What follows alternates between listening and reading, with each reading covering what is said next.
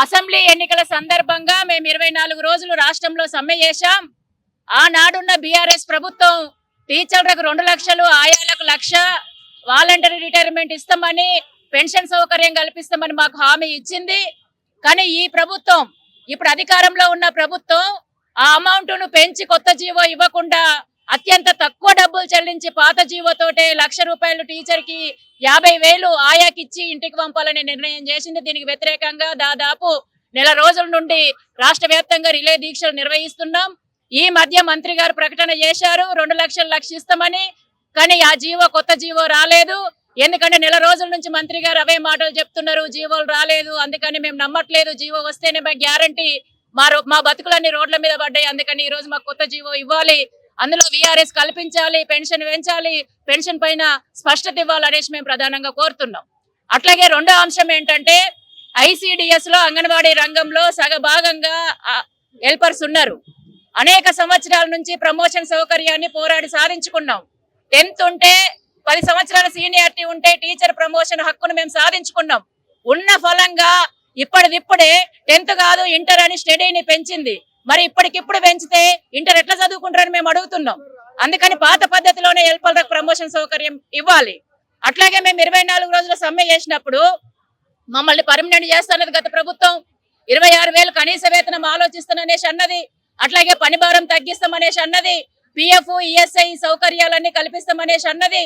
ఇవన్నీ ఐఆర్ ఇస్తామనేసి అన్నది. ప్రభుత్వ ఉద్యోగులకు ఇస్తున్న 5% ఐఆర్ అనేసి అన్నది. మరి ఎంబడే ఎన్నికల నోటిఫికేషన్ వచ్చింది, ఎన్నికలు వచ్చినాయి, ఆ ప్రభుత్వం ఓడిపోయింది, ప్రభుత్వం గెలిచింది. మరి ఈ ప్రభుత్వం వచ్చిన తర్వాత ఆ ప్రభుత్వం ఇచ్చిన హామీలు అమలు చేయాలి. అమలు చేయకపోగా ఈ రోజు మాకు వ్యతిరేకంగా నిర్ణయాలు చేస్తుంది. అట్లాగే ఈ ప్రభుత్వం కూడా తన మేనిఫెస్టోలో అంగన్వాడీ వాళ్ళకు 18,000 జీతం ఇస్తున్ననేసి అందులో పొందుపరిచింది. మరి ఆ జీతం మనం పెంచాలి కదా అనేసి మేము అడుగుతున్నాం. పిఎఫ్ ఇస్తామనేసి అందులో పొందుపరిచింది మేనిఫెస్టోలో. మరి పిఎఫ్ ఏదనేసి మేము ఈ రోజు అడుగుతున్నాం. అందుకని ఇచ్చిన హామీలు అమలు చేయకపోగా మాకు నష్టం కలిగించే వ్యతిరేకమైన జీవోలు తీసుకొస్తే మేము ఎట్లా బతకాలనేసి ఈ రోజు మేము అడుగుతున్నాం. మంత్రి గారికి వినతి పత్రాలు చాలా సార్లు ఇచ్చాం. ప్రిన్సిపల్ సెక్రటరీ గారికి ఇచ్చాం. ప్రిన్సిపల్ సెక్రటరీ గారే జూలై 3వ తేదీన మమ్మల్ని చర్చలకు పిలిచి ముఖం చాటేసిర్రు. ఉదయం నుంచి రాత్రి దాకా అక్కడ కూర్చొని అలసిపోయి మేము ఇంటికి పోయినాం. ఇక్కడ డైరెక్టర్ గారికి అయితే వినతి పత్రాలు ఇచ్చి మా చెప్పులు అరిగిపోయినాయి. కానీ ఇప్పటికీ డిపార్ట్మెంట్ పరిధిలో ఉన్న సమస్యలు కూడా మా పరిష్కారం చేయట్లేదు. ఈ రోజు పరిష్కారం కాకపోగా సమస్యలన్నీ పెండింగ్ ఉండడం వల్ల ఈ రోజు రాష్ట్ర వ్యాప్తంగా 70,000 మంది అంగన్వాడీ టీచర్స్, హెల్పర్స్ తీవ్రమైన ఆందోళనతో ఈ రోజు ఉన్నారు రాష్ట్రంలో.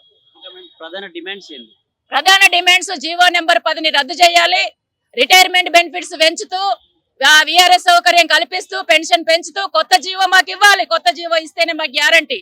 అట్లాగే ఆయాలకు పాత పద్ధతిలో ప్రమోషన్ ఇవ్వాలి. 24 రోజుల సమ్మె హామీలు అమలు చేయాలి. కాంగ్రెస్ ప్రభుత్వం తన మేనిఫెస్టోలో పెట్టిన హామీలు అమలు చేయాలనేది మాది ప్రధానమైన డిమాండ్. ప్రభుత్వం ఈ సమస్యని పరిష్కరించకపోగా లేకపోతే స్పందించకపోతే మీరు ఎలాంటి కార్యక్రమాలు చేయబోతున్నారు ఫ్యూచర్ లో? స్పందిస్తుందని మేము అనుకుంటున్నాం ఈ రోజు. ఎందుకంటే ఇప్పటికే రాష్ట్ర వ్యాప్తంగా ఎమ్మెల్యేల ఆఫీసుల ముందు ధర్నాలు చేశాం. మేము జూలై 6వ తేదీ నుంచి మొత్తం దండలేసుకొని మెడలలో రిలే దీక్షలు చేస్తున్నాం. అనేక కలెక్టర్ ఆఫీసుల ముందు ధర్నాలు చేశాం.